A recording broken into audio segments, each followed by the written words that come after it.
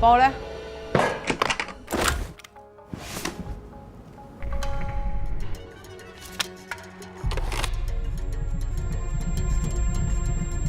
喂，玩嘢啊！講明㗎嘛，中間價打3折，3折又3折，3折又3折。而家真係講咗唔算數啦！你教我做嘢啊？我係合同嘅甲方啊！我都未見過啲咁囂屎嘅人嘅。咁你今日見到啦！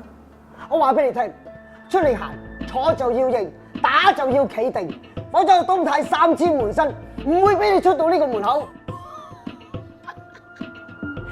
3000門生，呢度3個人都塞唔落啊！你嚇我啊！而家我趙成3000，我個名咧就叫文生。